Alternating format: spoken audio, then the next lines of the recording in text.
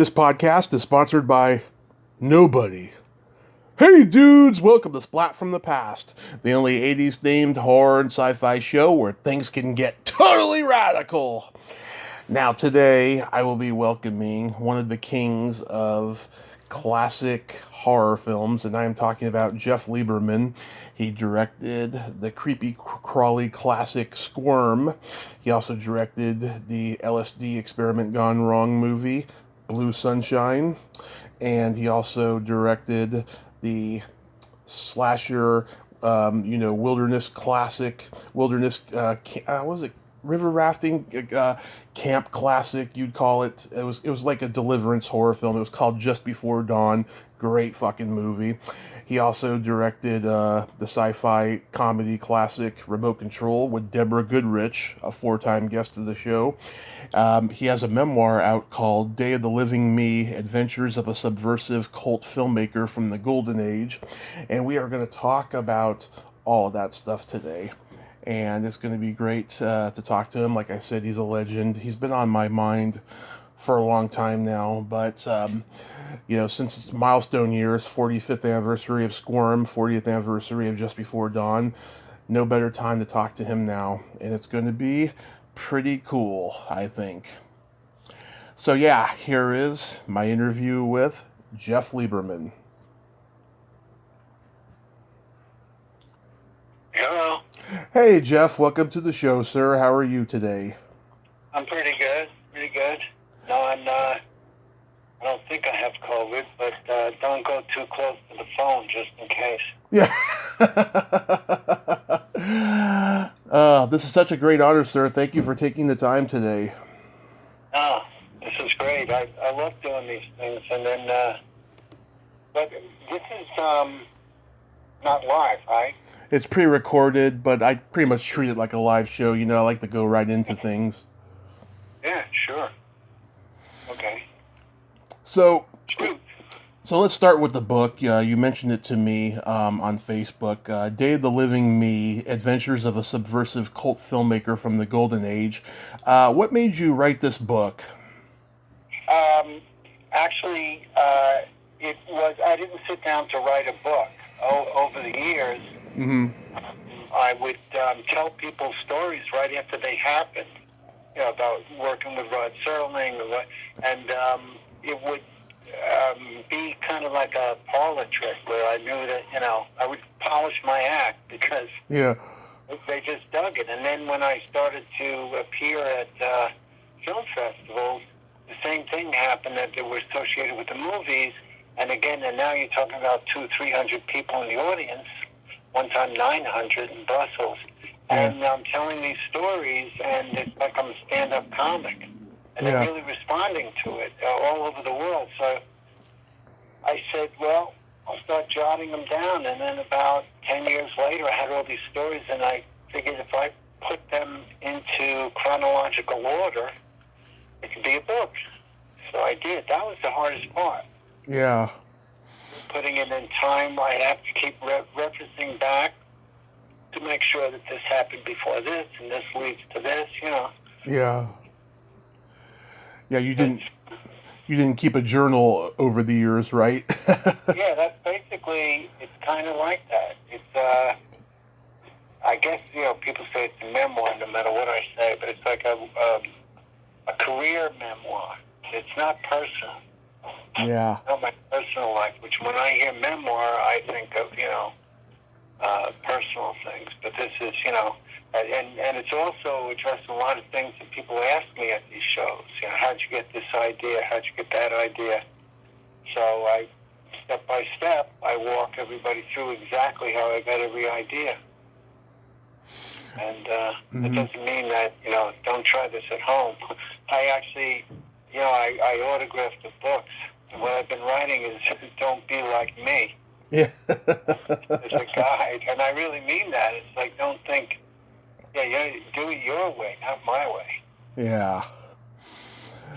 Yeah, well, you came from that generation of guys who did it their way in horror. Guys like Frank Henenlotter and Larry Cohen, and then of course there were guys like Wes Craven, John Carpenter, and Tobe Hooper who also did it their way, but then they conformed to Hollywood later. Yeah, but the funny thing is that I've talked to those guys about it a long time ago. Is that we didn't have, like, say, people rip off my movies, and they do it all the time, especially with Just Before Dawn. Yeah. Well, we didn't have anything to rip off.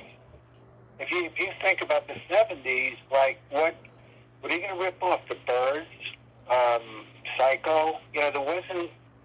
We didn't try to be original. We had no choice but to be original. Yeah. And so we created this stuff. And by the way, it's like the term. Wait, are you there? Yeah. Yeah, things like the term slasher. Right. That didn't exist. So nobody said, I'm going to make a slasher. They didn't even use the word slasher until way later on, in the late 80s, I think. And it's analogous to, metal. Started with heavy metal. Right. But until there was, like, Grand Funk Railroad and then, Led Zeppelin, of course, and they said, well, that's a heavy metal band. But what Jimmy Page and those guys, they didn't say, let's put together a heavy metal band. Right. They put in a rock band. The labels always come afterwards to pigeonhole and, I guess it's a combination of, like a packaging, a way to sell stuff. Yeah. The audience knows what to anticipate. I hate it. I always did, especially slasher. Yeah. Because it diminishes it. It's like, so you're watching the movie to see who gets their head chopped off? I mean, that's not filmmaking. Yeah. I always like the term splat film. That's why the show is called Splat from the Past. I just thought it was a very overlooked word. Splat or splatter? Splat. Oh. I thought, no, don't you say splatter? Like another form, like a subgenre of a slasher is a splatter? Yeah. Blood? Yeah, splatter, splat. Yeah, it's part of the genre. They say that Texas Chainsaw Massacre was the film that started it. Yeah, I never saw it, by the way. Really? I never saw the Texas Chainsaw Murderers, and I never saw The Hill Survives. And in the case of Chainsaw, it was a conscious, because people were, when Just Before Dawn, when people saw it, they go, well, he's, whether they said ripping off or homage or heavily influenced by, I said, isn't that interesting? I never saw it, and yet I'm heavily influenced by these things. And then when I would say it in an interview, they didn't believe me. Mm-hmm. Like, I'm lying. There's no way you didn't see this. No way you didn't see that. And to this day, in fact, I was at a after screening party in L.A. Uh-huh. And I finally met Toby in person, and we were, having some drinks and stuff. And he said, "Is it true that you never saw a Chainsaw?" I said, "Abso-fucking-lutely." I'm sure it's great, Yeah. And, but at this point, what's the point? Like, I can no longer, if I see it, then I can no longer claim I never saw it. I'd have to, I saw it, but I saw it recently. And, it's not as clean as just saying I never saw it. Right. I not only never saw it, I never saw sequels to it or anything. Yeah, Texas Chainsaw Massacre, it's not as scary as people make it out to be, but it is horrific. And The Hills Have Eyes is horrific, but it's more of an action exploitation film than a horror film. Uh-huh. Yeah. Is there anything that you left out in the book that you regret? No, just that people's reaction, it's 196 pages, and people, the reactions of people that really loved the book, they just said they wanted more. Right. And not just more like think of new stories, because I did think of a couple of stories that I could have put in there, and I just didn't think of it. It's not, I don't really regret it, but it would have been would have made the book longer, but they wanted more of the filmmaking, just what I was trying to avoid.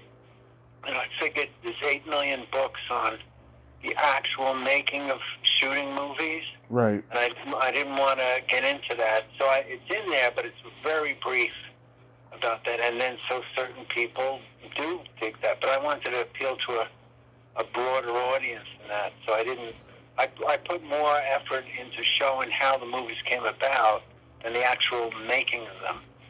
Mm-hmm. I think that, it's interesting to people. I know it is. But there's other people that, I guess they want to make their own movies, and how do you actually do it, Yeah. Did you find the book writing process tedious, or did you enjoy it? I enjoyed it because, well, like, I'm a writer. That's what Yeah. they tell me. I've been doing. People. It's really funny because I never wrote a book. So Yeah. people that I've known forever and people that I, don't know, they all say, "Wow, you're really a real good writer. This is great writing. I love the writing." And it's like, what did you think I was, a shoemaker? Yeah. They react because when you're writing, directing movies, you're not really a writer. If you write a book, then you're a writer. I never thought of it that way, but, I think it's a lot easier to write a book than a good screenplay. Yeah. Do you plan on writing another book? No, but I didn't plan on writing this one, so who knows? Yeah.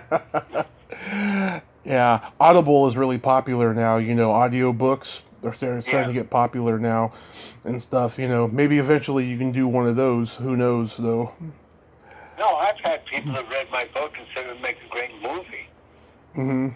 The only way, for what? It's like a young guy that gets out of film school and I don't know.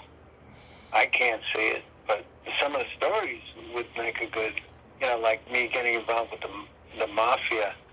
Did you know, and all your people out in Podland, that when The Godfather was being shot, Mm-hmm. there was another movie being shot 2 blocks away. And I was working on that movie with Red Buttons. That was the first feature film that I was involved in. And so it's a great story of how that came to pass, because I don't know how much this is publicized now, but The Godfather was banned because the mafia in New York, claiming there's no such thing as mafia, and Joe Colombo. Yeah. So the Italian Defamation League came up with that name, and they literally kept The Godfather from shooting in New York until I think they took out the word mafia. They had all these deals, but in the meantime, you couldn't shoot anything. And we had a movie. I was scouting locations for the movie. My mentor, Ernie Pintoff, was the director, and he just wanted me to punch up the script with Red Buttons, Sylvia Miles, Sam Waterston, Conrad Bain. It was a nice New York cast, Yeah. And so I'm punching up the script and all, but meanwhile they had to pay me. They put me on as a location guy. So I got this. The only place we could shoot is Little Italy, and they said no movie. They wouldn't. They couldn't conceive of the fact that this wasn't The Godfather. They heard movie, we're closed. You can't shoot anywhere.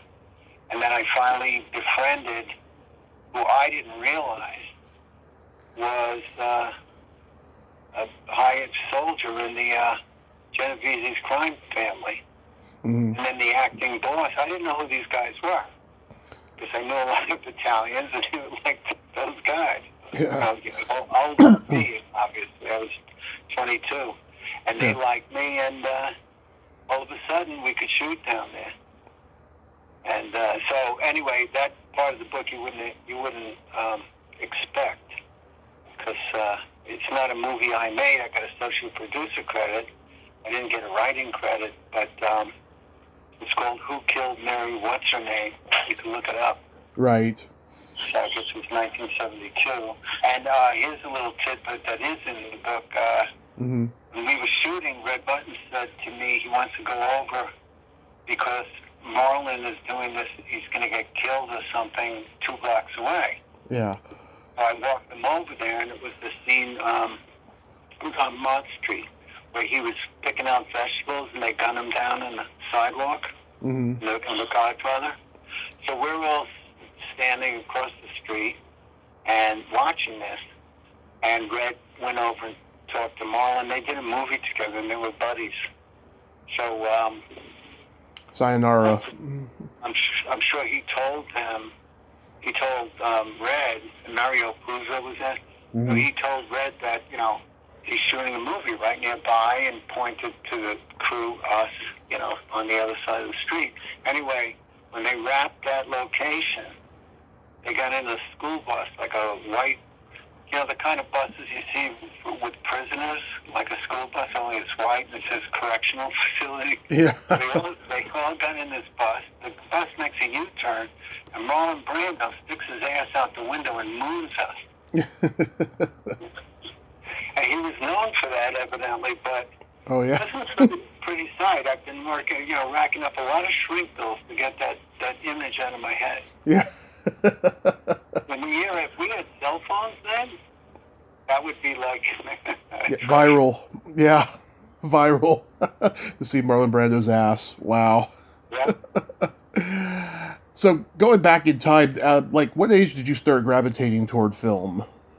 Only when I was already in film school. I wasn't like one of these, Steven Spielberg. By the time he was 6, he was making 8mm films. All these guys hear about. I was absolutely not that. In fact, when I used to go out, started dating girls, Mm-hmm. I used to say to them, "What do you want to do with anything but a movie?"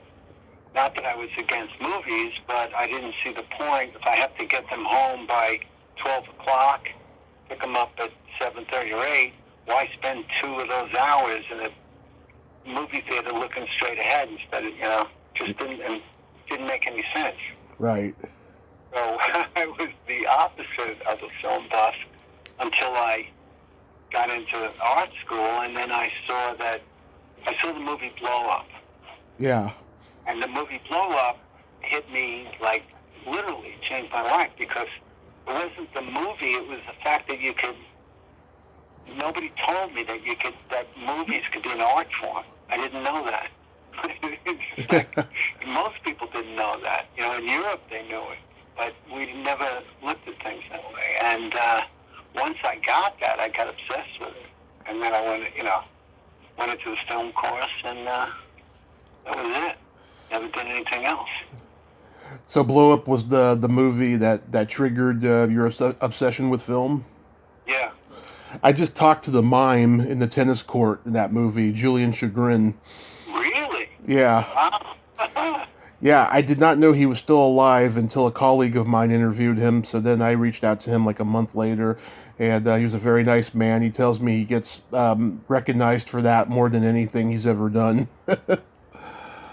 Wow, that is amazing. I remember that. But everything about that film, David Hemmings, the whole, Antonioni, to me, I've seen every one of his movies, and this was like, you wouldn't even think it's the same director. I don't know where that movie came from. Well, first of all, it was English. It was in English. All the other ones were in Italian. Right.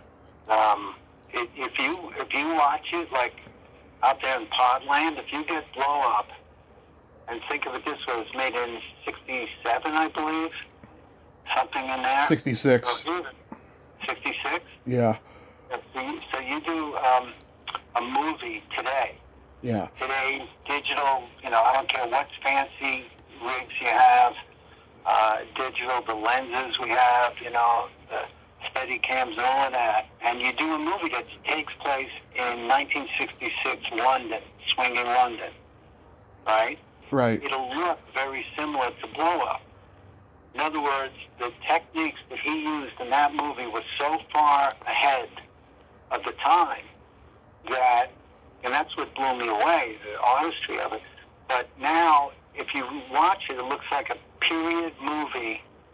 Like, it doesn't look like an old movie made in 1966. It looks like a current period movie that takes place in 1966. You see what I'm saying? Absolutely. Yeah. It's a movie that holds up. Incredible. Yeah. That is incredible. You made a short comedy film called The Ringer. How did that come about? Yeah, it wasn't really a comedy film. It was my first film. It was King Features, which is Hearst organization. They owned King Features at Popeye and Blondie and all the comic strip things, and very big company.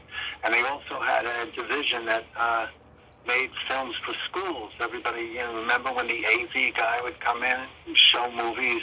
Yeah. They made a lot of money doing that. Pepsi-Cola wanted to sponsor an anti-drug film. And they said that the anti-drug films, the kids were laughing at them and throwing, erasers at the screen and stuff, and just it was a joke. So they figured, well, if we get like a long-haired hippie type that kind of, I don't know why they thought I could actually make a film, but I looked the part. And I came in, and they didn't know what I was, basically they were saying they want to do something totally different, and boy, did I do that. And so, to the point that the film was very effective, but at the end of the movie, when the Pepsi logo came up, the kids would boo. Because basically I was saying that it's marketing. Like, I wasn't anti-drug, but I was anti-marketing, especially to kids. And I showed how you can sell anything to kids if you market it right. And to make that point, dig this, in 1972, I said, what's the most outrageous thing that you can get kids to do that they would never do in a million years? And I'm going to show you how you can get them to do it. And that was to wear a ring in your nose. Yeah. That's why it's called The Ringer. And I show how the advertising world handles it and markets it and has rock stars wear it, and eventually how kids in the suburbs wear a ring in their nose. And if you would have told me, hey, Jeff, 20 years from now, kids won't be wearing rings in their nose, I'd say, no way. They did. Yeah, they sure did. Especially the punk rockers, I think, started it in the late 70s. Yeah. So it had to do at first. I said, well, there's proof you could sell anything. It's a herd mentality. Yeah. What's the genesis behind Squirm? Squirm was just, the idea came from the fact that my brother read about, we used to go fishing, and we couldn't go to the store and buy worms, but, getting them out of the ground was a pain, and he read an article in Popular Mechanics that you could electrocute, you can get them out of the ground with electricity. You take a train transformer, and you put 2 wires, and you take a metal pipe, you put it down into the muddy ground, and put the 2 leads onto the metal thing, and then you zap the ground. And then you turn the light on so you could see them, and there are thousands of them come out of the ground. You pick them up before the light makes them go back into the ground. But before that happens, you gather them up in a can. And we did that. And it scared the shit out of me. I was 10. Yeah. And so what do? 10 years later, oh no, it's more than that. 15 years later, after that happened, I did it myself with 1 million worms. The same idea. Only instead of a train transformer, it's a high tension, tower. How many pounds of worms was found and used for the movie? Well, it wasn't a question of pounds. We used roughly 250,000 real worms and 250,000 fake worms. Wow. And to use 250,000, they weren't just real worms, they were a certain type of real worm. The glyceria, the saltwater worms, because they have the teeth. So we basically bought out the whole spring. Like if you wanted to go fishing in the East Coast, you couldn't get what they call bloodworms. You couldn't get any. We bought them all. That never happened before. Yeah. Did any of the worms get loose and end up on the craft service table? No, actually, what happened was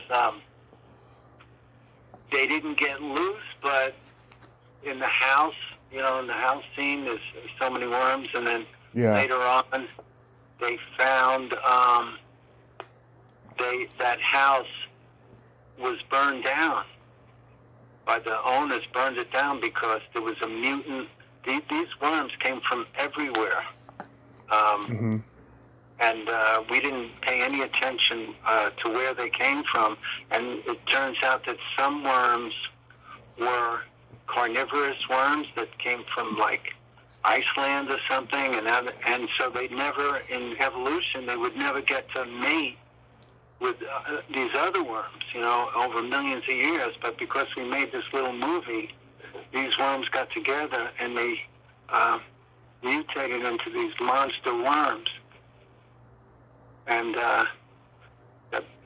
so they were in the house, and the people, because when I went back to, people tell me the house is not there anymore. There was a fire, and they never rebuilt the house.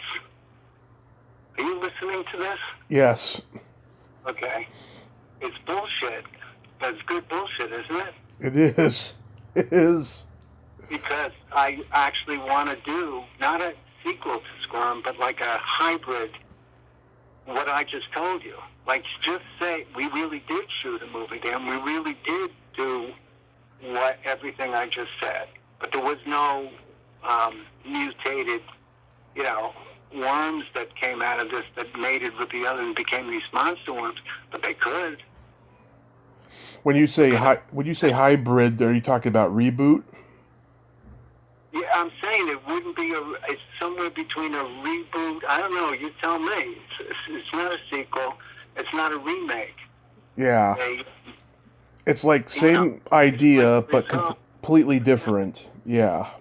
Yeah, but it's the result of making. It's like I remember telling Nick Garris about it, and I said, just imagine. Because I asked him, him and a couple of other people, Chris Alexander, when I had the idea, I wanted to see if anybody's ever taken a horror movie. Like, for instance, if you take Halloween, if John Carpenter was shooting in a real prison, right, with Donald Pleasance, yeah, and then they broke for lunch, and it was real prison, and say there was they shot in a psycho ward, to say, and they broke for lunch, and some real psycho got out because of their movie. If some grip left the door open. And they said they'd never seen, in other words, the outgrowth of a small horror movie, ones that we made, just the fact that we made the movie, and it's all fiction, but something that happened while we were shooting it creates your new movie. And they said it's never been done before, and that's what the thing with Squirm would be if I do it, because we have the rights. MGM bought out all rights to Squirm not that long ago. They had it for all that time distributing, but we own the rights, me and Edgar Lansbury, and then we sold the rights, but we maintained the remake. I have the right to do what I just told you. And now Amazon bought MGM, so it's an Amazon movie. Oh, I didn't realize that. Wow. Yeah. So, maybe I'll go to Jeff Bezos and pitch it to him. Yeah, why not? I'm sure you get asked this a lot. My favorite part is the famous scene where the tree falls through and smashes the dining room. It's a very effective special effect. How were you able to pull that off without CGI in those days? Well, I'll tell you something. I'm still friends with Don Scardino, who was, played Nick. Yeah. And I said to him, we had a screening somewhere. I said, can you imagine today, SAG would never allow, those were the actors.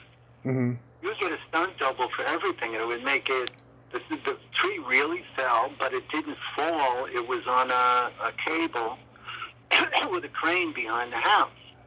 And the crane, so the crane operator was lowering it into an addition to the house that we built to get destroyed. But still, you know, anything could that tree. What if the cable broke? They'd all be killed. Mm-hmm. And so, but that's what made it. That's what sells it. That they're really there. When you say CGI, yeah, they were green screen. They just make, you know, terrified faces, and you can put anything behind them. But this was like happening around them. We didn't even know how the debris would fall, you know, until it happened. So, and we had like 3 cameras going, you know. It was pretty good. Mm-hmm. It's very good. You had a young Rick Baker on the film. Did you know then that he would be the makeup master? No, you don't know you don't know anything in advance. The only person I actually worked with that I knew was special enough that unless he fucks it up, he's going to be huge was Brad Fidel. Oh, okay. And he's just a creative. He's just, you know, I know a real creative person when I work with them, you know. And I was thinking, you know, he's got the expression I always use is, if you want his kind of stuff, you got to go to his store. Like you can't go to somebody else and get what he does. And then he did the Terminator. Yeah. Right after Dawn. Yeah. Is it true that Stallone tried to get into the movie? Yep. Stallone, Kim Basinger, and Martin Sheen. Wow. Cast Martin Sheen. And then I got rid of him. Okay. Not because he's not a great actor. He is, but it was just my first film, and he wanted to talk about Shakespeare. He wanted to make the character an actor from New York so he can, you know, sink his teeth into it. And I didn't know what he was talking about. I just knew I couldn't spend time. I mean, I was right, but in retrospect, I was wrong, because if I had those 3 actors, it's not like the movie would be better, because it wouldn't be. Everybody that I cast in that was very good, but you know, they didn't become Kim Basinger and Stallone, and you know, they were did giant breakout movies, and so the value of the movie would have been enormous on the same budget. That's showbiz, as they say. Yeah. Well, he replaced Harvey Keitel in Apocalypse Now, so you know it worked out for him. Yeah.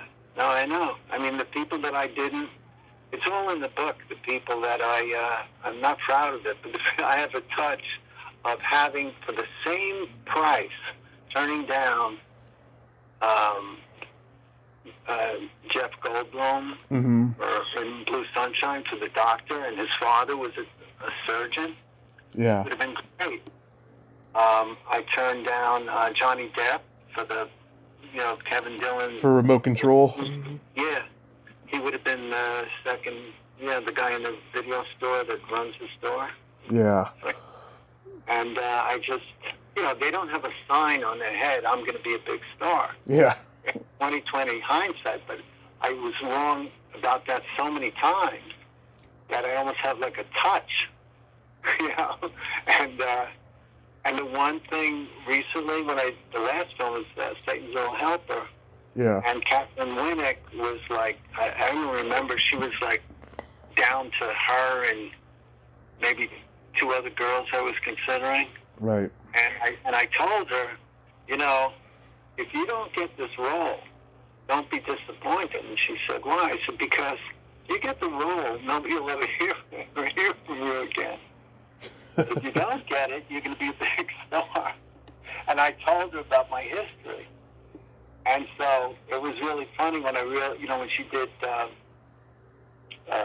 Vikings. Yeah. And I was on Sunset Boulevard, and I see this big billboard, and there's Catherine. I went, oh, the hex is off. I put her in Satan's Little Helper, and she became a star anyway. It started me. Yeah. The spell was broken. Here's a question I ask everybody who gets this honor or dishonor. How did you feel when Squirm showed up on Mystery Science Theater 3000? Well, you know, that's the funny thing that people, I can tell you for the 8 millionth time, and they still don't want to hear the reality of it. Mm-hmm. But I'll tell you anyway. I don't give a shit about goofing on here's a movie about worms taking over a town because they're electrified. Right? Right. You're going to goof on that. It makes you look... Every joke we have in the movie, we couldn't stop laughing when we were shooting the movie. That was the hardest part. At Piercy would say to me, Jeffrey, that draw, she says, if you're going to laugh during my scenes, I just can't do this. I'm laughing now. It's one thing to write it on paper and plan. It's another thing to actually fucking see it, and the actors have to sell the reality of it. You know, like I tell people that want to make movies, the actors don't know they're in a movie. You want to know when a bad movie, especially a horror movie, like Friday the 13th, I don't care how much money it made. Every actor looks like they know they're in a horror movie. So they're going to do illogical things for a certain effect, and they're going to stick their head out to get cut. You know what I mean? It's like they know they're in a horror movie. And Scream actually... Wes Craven actually realized that he made a movie where people do know they're in a horror movie. You know, the tropes and all of that. But anyway, getting back to this, I found out about it, and I went ballistic. And why? People don't know the business. Mm-hmm. Worm, mystery science fiction, I was there when they taped the first show. Mm-hmm. And I kept saying to them, you're doing Zachary. You have a new twist. You do Zachary. Zachary invented this. Then Elvira was Zachary with tits. That's what she called Cassandra. What's her name? She's Elvira. Cassandra Peterson. Yeah. Elvira. She's Zachary with tits. So she knew what she was doing, but she had a new twist. You know, a sexy babe. They riffing on the thing. They're in outer space. Whatever. It's the same premise. What did they do? You get public domain or movies that don't play, like The Mummy, you know, the movies that are no longer booked on television in their entirety. Yeah. Okay? So you can get them really, really cheap, but what are you going to do with them? You can't put them on TV. They're not selling for TV for that reason. Nobody's going to watch it. So you try to find a way to put a spin on it, cut them up, you know, whatever, like Zachary did. And then he got movies that were not, they couldn't play what they say it doesn't play. It doesn't play its entirety. You can't just take the Zachary movies, the Elvira movies anymore and sell them and just have commercial breaks. You had to have a host and a gimmick. So they did that. And they got really cheap. I'm not talking about the quality of the movies. I'm saying the movies that they weren't selling. Right. Worm, MGM has been bankrupt, sold, and bought 50 times. And at that time, the word was out that MGM was going bankrupt. And so the sales guy from MGM, even though they were making sales, the Squirm was everywhere. KTLA in New York, always, WPIX in New York. It was constantly shown with commercials over TNT. Yeah. Now, it was just in a rotation, not just here, but in Europe too, but especially in the States, it was like a staple. 4:30, 2 in the morning. It was always playing and bringing in really good money. Because I own half the movie now. I mean, at that time I owned 12%. Then suddenly, you know, like it was a movie that didn't need. If somebody has a movie that's sitting on the shelf and doesn't play, and you're going to offer them $500, they're going to take it because it's $500 more than they would have made before, and then they goof on and all that. But Squirm played on its own, didn't need Mystery Science Fiction Theater. That's when I went nuts. Yeah. Because it was like, not only was it a stupid sale, but it's going to hurt the movie. You know, you're goofing on a movie where people like the movies, they didn't need that show. Yeah. And, you know, it's really funny. I thought whoever, I don't know the guy's names, but the originators of that show. Joel Hodgson. What's his name? Joel Hodgson. And were there two of them? Oh, well, he had two, like, you know, imaginary characters with him. Well, does he live in, like, the Midwest somewhere? I think he started the show in Oregon, if I'm not mistaken. Because I got the phone number from somebody at Sci-Fi that I knew worked there. And I called the guy, and he goes, "Oh, Jeff Lieberman." And I started to ask him, like, who sold you? I didn't have anything against him. I would have done the same thing if I could get Squirm. I wanted to find out who sold it to him. And he, at the point that I called him, he was no longer with the show. And he said, and he was just surprised. He said, "Squirm? That's a great movie." He said what I was saying. I can't believe that they did Squirm. They did a 10L Ultimate, something like that. Yeah. And it was just very damaging to the value of the movie. That's the only thing. But people go, that's what I just said is too complicated for most people, and it's the movie business. What they want to hear is Lieberman's pissed off because they're goofing on his movie. That's that kind of mentality, because they're thinking that's what they would do. They would be pissed off, you know? Right. It couldn't be further than the truth. I don't care what you. What do I care? Yeah, because I talked to a director last year. He was offended that his movie showed up on there. You know, what can you do? You know. Yeah, but you see, that's the thing. I wasn't offended. I was pissed off about the money. Yeah. I didn't care about the offended part. You're gonna, like, a guy saying, "Oh, you're gonna be the worm face, and you're gonna try to be funnier than that." You know what I mean? Yeah. It's like you can't. You're goofing on a goof. You know, to me, it's like embarrassing that you would try to do that. Right. You know, I'd rather see you do the same thing with The Godfather, because you could do it with anything. You know. Yeah. But I'd rather see you do it with something that's not so blatantly obvious that you're just pointing out. It's already fun. It's already outrageous. So what are you showing that you're, you know? That's why I never watched those kind of things. I used to like Zachary, not because of the movies, but because of the breaks with Zachary. So. Last year, when I talked to Deborah Winters, we talked about Blue Sunshine, and she said that you gave her a lot of leeway and creative freedom, particularly in the drunk scene. Do you allow actors creative freedom in general? Yeah. The way I look at it, there's a script that has my name on it. Right? I'm the director. So you can always fall back and say, look, say the lines the way they are. That's what the money people paid for. But if they come up with something better that seems obvious, it's better. It'll seem very obvious that it's better. And then guess what? It's still going to have my name that I wrote it. So it's a win-win. You know, in Squirm at the beginning, Scardino goes into that restaurant, a cafeteria, whatever it is, a luncheonette, and then you see these old guys. Well, they're locals. You can't give them a script and they're going to memorize lines.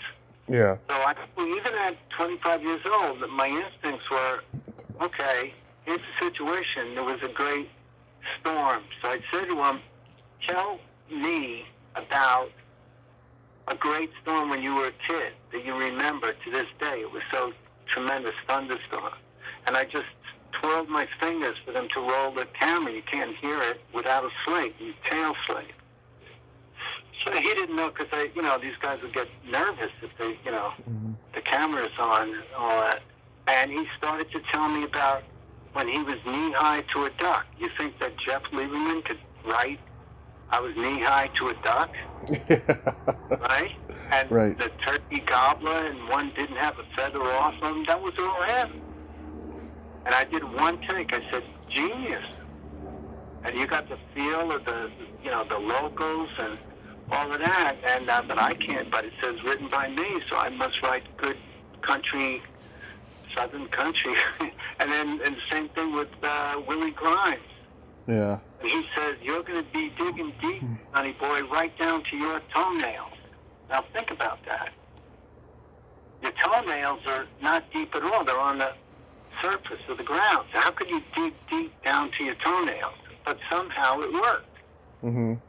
Right? That's local, colloquial talk, and I just went with it.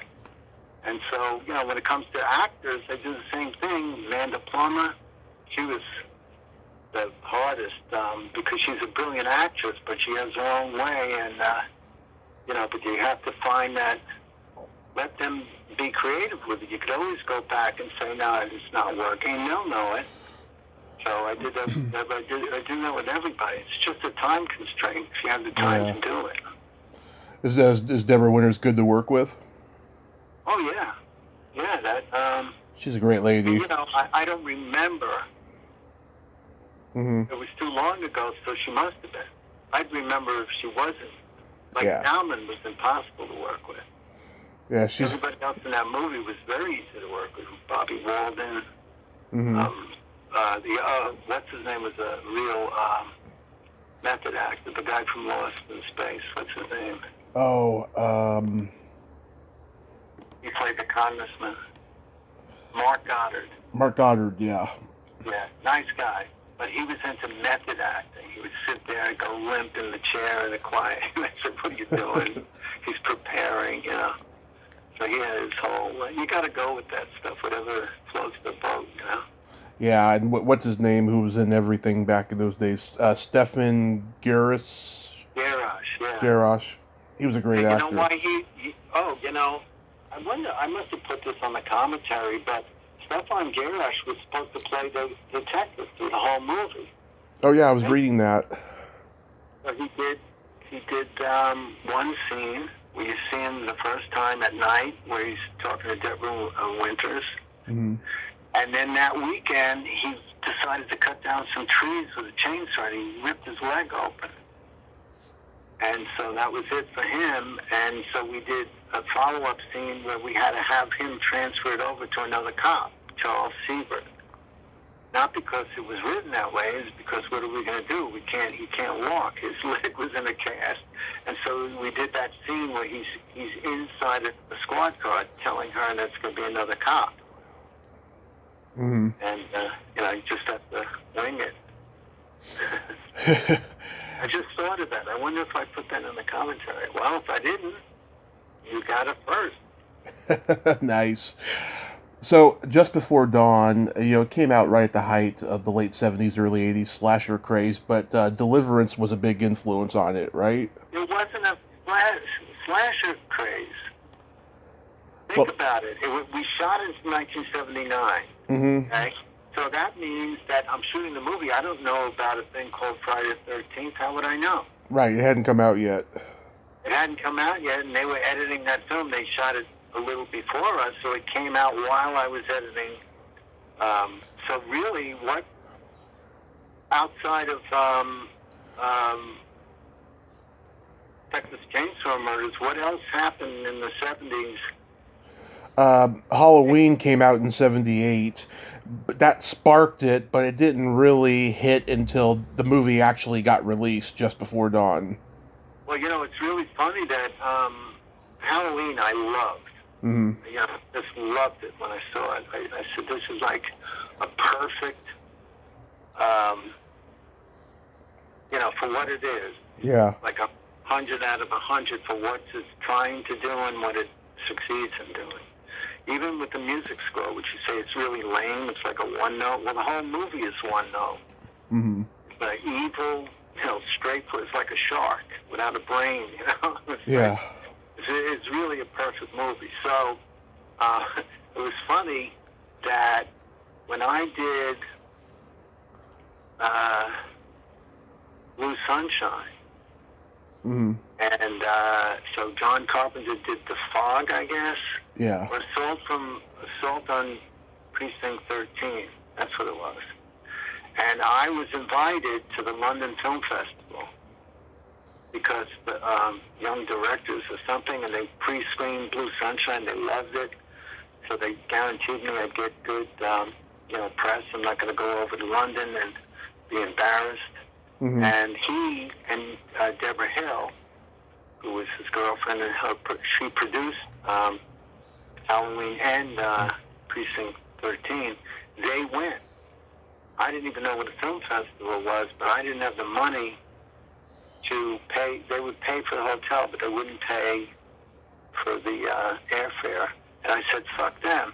It's like I didn't know what it was or how important it would be. All I know is that Carpenter and I had lunch. That's when I first met him. After that, he was being interviewed for The Fog. That's what it was. But he told me, he said, how come you didn't go to London? Because you have to be there at the festival. Otherwise, you're not going to get any attention. They can like the movie all they want, but they really want to meet you. And this is all new to me. And he said that my film was received way better than his film, which I know it was from the reviews. Assault on Precinct 13. I don't know if I ever even saw it. Mm-hmm. This is not knocking John. I mean, the guy's a genius, but this is what he said. And I said, so what happened then? He said he was given the Babysitting Murders right in the lobby at that festival, which they changed it to Halloween. Mustafa Masad or something said, here's the script, $350,000, and the rest is history. They named it Halloween so it would take place on Halloween. Because there's nothing about the movie that really has to do with Halloween. Yeah. And so, that's what it is. And so when I did Just Before Dawn, I went out to California, and I said, I don't know anybody. Like, get a DP, I need a crew. So I called Carpenter, and I basically said, can I have your crew? Yeah. Like, are they working, non-union? But, top-end non-union, they're like really good guys that could work fast, like you do. And I got, not only did I get the whole crew, but Dean Cundy. Oh, yeah. And so Dean, we were like, he was on the payroll, and then he said, Jeff, I got to talk to you. And he says, I think it was, whatever the movie was, it was going to get, that John was going to do, if Dean shot it, he'd get into the union, the cinematography union, and he really wanted to. But he's asking me if I say, you got a commitment. I said, Dean, do you really think I want a guy that's like shooting my movie in Oregon and really does want to be there and hold it against me and keep me out of the union? Yeah. So I let him go, and he did that, but I kept the rest of the crew. Craig Stearns, the art director, all the assistant camera, the whole camera department, sound, all from Carpenter's people. Wow, that's amazing. It was because, back then it was a much smaller world. Everybody knew each other in the industry. Everybody, had a camaraderie. Now it's so spread out. There's so many people in the industry now. I don't even know what an industry it is because I've seen people post on social media, they're on set. They go, here we are on set. The guy's got like an extension on his fucking cell phone. Somebody else has a microphone. It's taped in somebody's backyard. So is that the industry? And it says behind the scenes on set. And I'm thinking, well, if I shoot my kids in a home movie, what's the difference? Yeah, pretty much. Pretty much. Huh? Yeah, pretty much. I mean, it's weird now. Everyone's got a camera. It's just strange. How on earth did you find John Hunsaker? Oh God! First they brought in who's the guy that they always Berryman? Oh, Michael Berryman. And I said that's like cliche, right? Then they brought in the guy from James Bond with the teeth jaws. Richard Kiel. You guys got? Yeah. Richard Kiel. They brought him, and I said, guys, this is like cartoon land. I don't go to, I want this to be an original thing. I don't want to get a guy that, he's always the bad guy, I've seen him before. Mm-hmm. So John Hunsaker comes in, he was just a big fat guy. So I said, I got to find something scary about him. I said, John, do me a favor and laugh. But I want you to laugh in like the most sick, perverted, like telling. The way you laugh shows the audience what a sick fuck you are. Like Richard Widmark in Kiss of Death. Yeah, and he said to me, you're a sick fuck for asking me that. And I said, bingo. And he did that wheezing laugh. Yeah. And I said, that's great. You got it. Plus, he was huge. He was like, I don't know, a little under, he was probably 360. And then I heard that he went up to 550 pounds after that. Yeah. Do you know if he's still alive? If he is, he's a miracle. It's a miracle, unless he lost the weight. And you know how he said he got fat? He said he used to be thin in college. Yeah. How did you go from that to this? He says easy. He was in Haight-Ashbury during the Yeah. the 60s thing, and he said that all he did was drop acid and eat Twinkies. And Yeah. I said, that'll do it. And, he ate mass quantity. He couldn't get enough Twinkies, and so we called him Twinkie for the whole shoot. Do you have a favorite kill in the movie? And, it's not my favorite, but everybody talks about the very first, they talk about two. The very first Mm-hmm. and almost the last. The first one with the machete Yep. in the guy's groin and coming out the back. Yep. And what sold that is this guy, Craig Stearns, is the art director.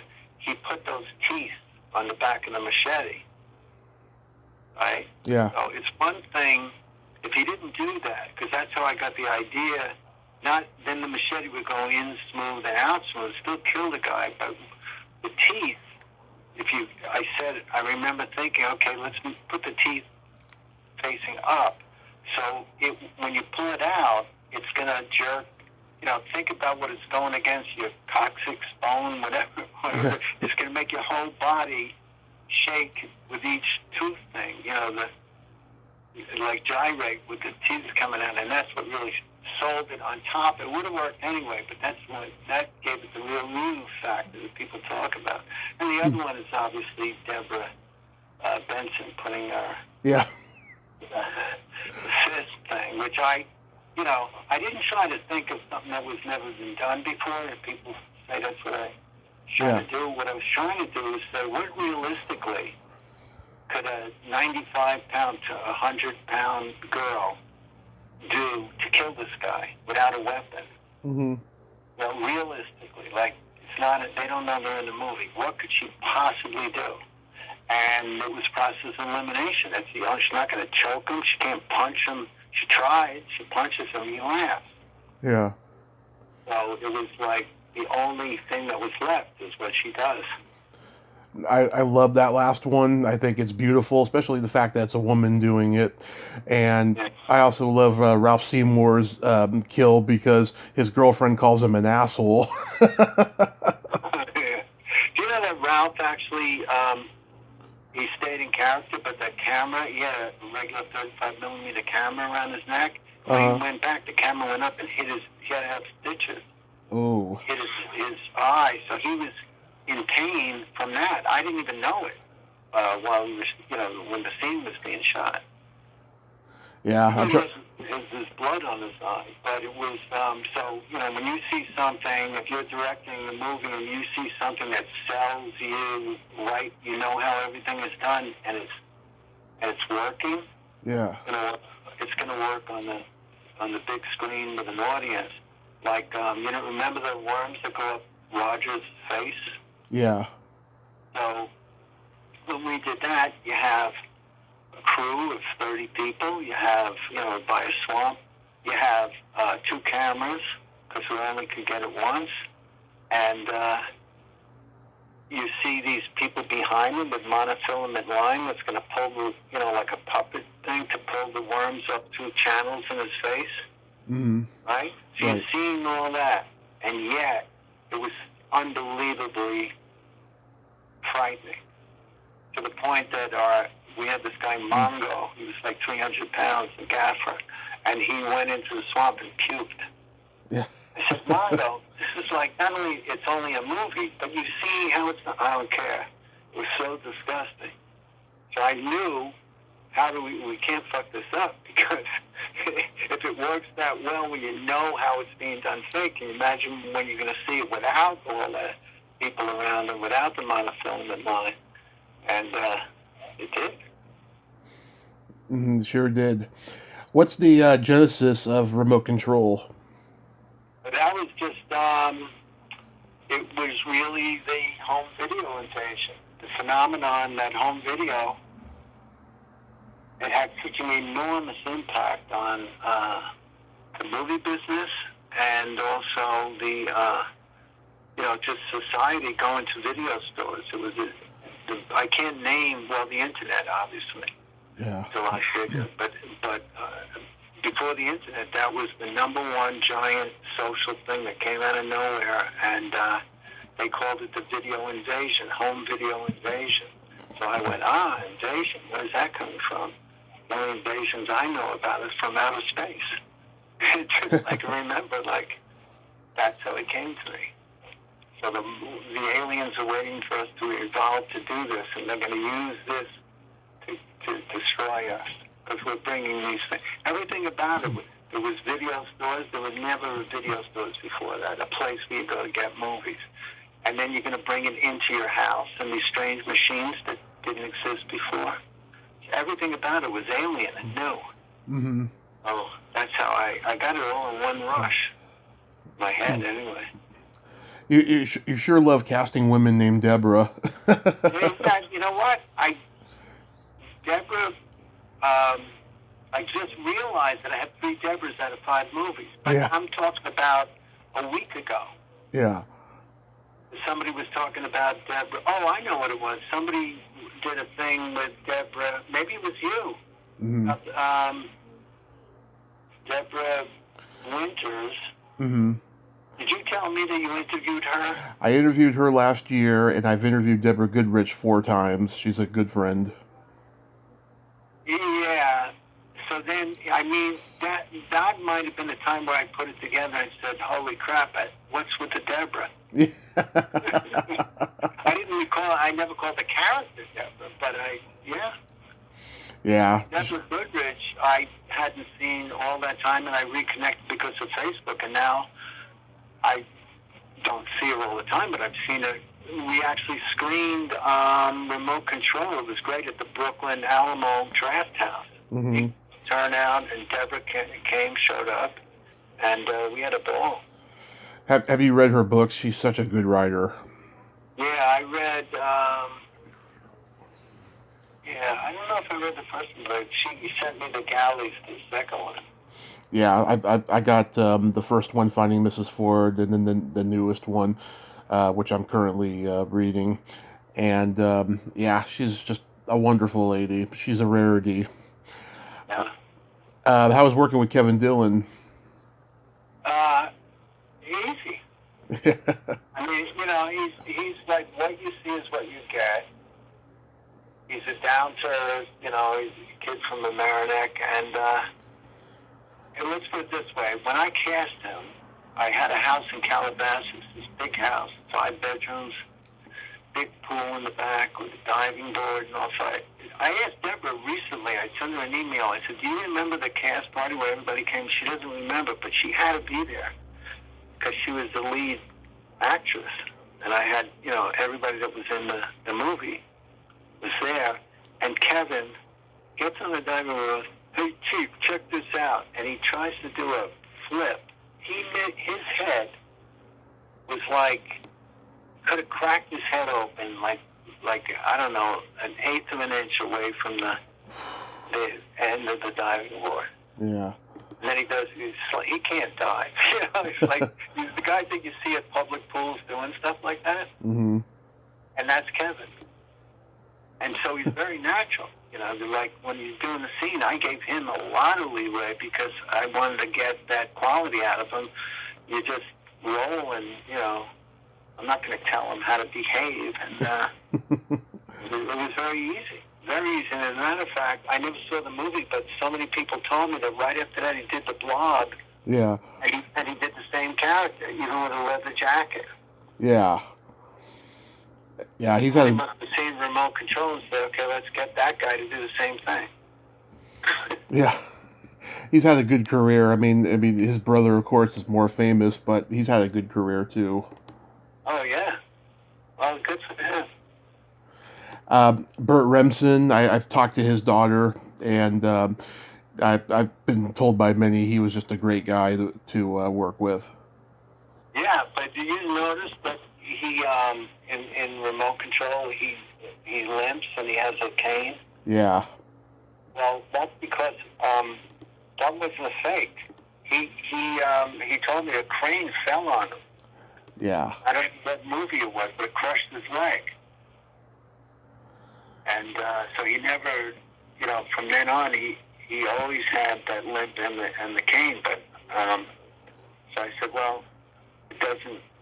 The character can have a limp and a cane. It didn't detract from the movie, so I went with it. It worked great. Yeah, that's a shame. He was I just remember him he's like George Kennedy, just a great guy to hang out with between shots, Yeah, lots of great stories about show business. Yeah. Only if you ask, though. Of course. Yeah. Yeah. How about Jennifer Tilly? I mean, she's gone on to a big career. Yeah. Oh, that's another one that I fucked up. It's like she was in my movie and she made it in spite of me. Yeah, I forgot about that. Yeah. So you mentioned before about you wanted to possibly doing a Squirm reboot. Are there any other movie ideas you have that you want to bring to the screen? Oh, yeah. Sure. But it's no sense. I learned a long time ago. I don't talk about that until I have a movie to announce to make. I have a TV thing going now with a major name that you go, no way. But I'm not saying, because it could all not happen. I understand.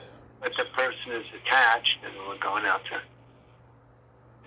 so agents and managers, all that shit. I'm just a creative guy. Yeah, I understand. So Day of the Living Me is available on Amazon, and do you have a website? Yes. If you want it autographed, see, when you buy on Amazon, you just get the book, Yeah. It's a Kindle or paperback, because I have no way to sign it because it's coming from Amazon. But if you buy it on my website, I sign them, right? And nice. I ship them out, so it's a little bit more money. But I'm selling more that way because that's what people want. And I wasn't able, when I did this, I assumed I'm going to be able to do film festivals and conventions, personal appearances. Yeah. And the COVID thing happened because I was supposed to be in Brussels and Rome, 2 film festivals I was booked for. They had to cancel. Now they're still going to do it, but they're doing it next year, And so I had to push everything forward. I wasn't even expecting to sell them online. I figured I'd go to, Chiller and wherever, bookstores, and then if people get online and I'll gladly sign it for them. But I'm not the only one. It screwed up everybody. So in the interim, I said, well, I can put it online. So write this down, ladies and gentlemen. It's JeffLiebermanDirector.com. All one word, JeffLiebermanDirector.com. And then on there you could see, you can buy remote control Blu-ray, and I signed those too.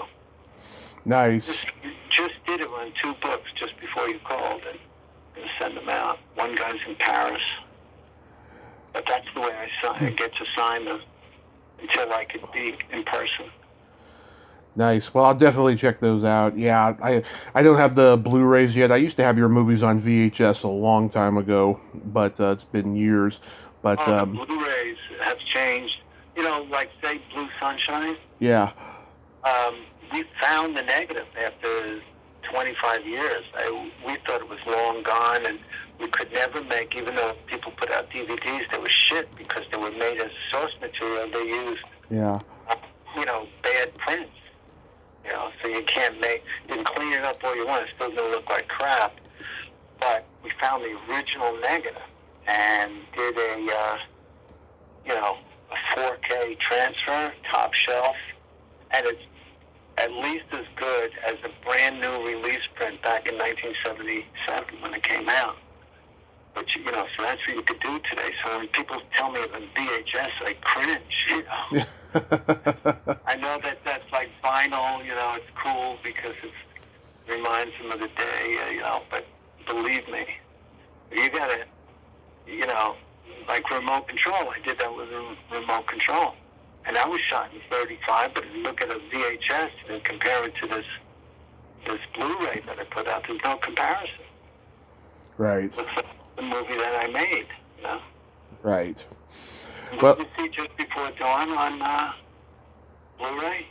I haven't seen it on Blu-ray yet, no. Yeah, that's another one. It was so dark and it was horrible on DVD. The Blu-ray, I show it. I have a master. I show it on the big screen. It looks exactly like it did projected in 35 when it was fresh. It's great. And I have a DCP of these things, so I could show them at film festivals. Yeah, that's awesome. I'm going to definitely check those out, Jeff, and I hope you have a great rest of your day, and please stay safe, because we need creative people like you. All right. Well, should I keep my mask? No, I don't have to wear a mask.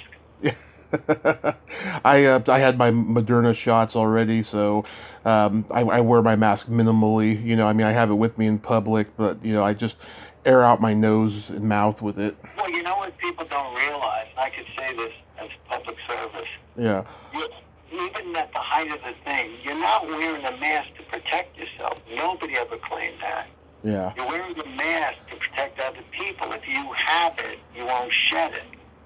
Okay? Right. But I see people in now, I walk along and people see somebody comes over, they put a mask on.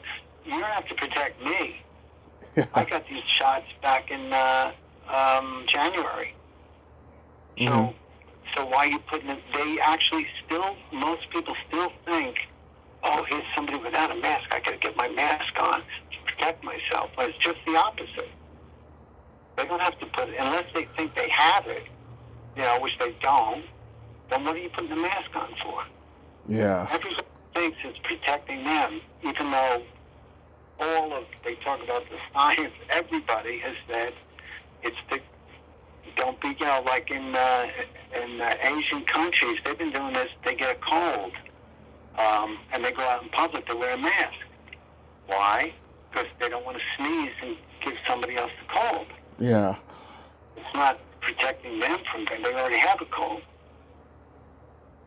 It's complicated. All right, Jeff, have a great day. Thank you. Take care. Okay, bye-bye. Well, there you have it. Jeff Lieberman. Ain't he a cool dude? Nice guy, funny guy, insightful guy, entertaining, just all-around great guy.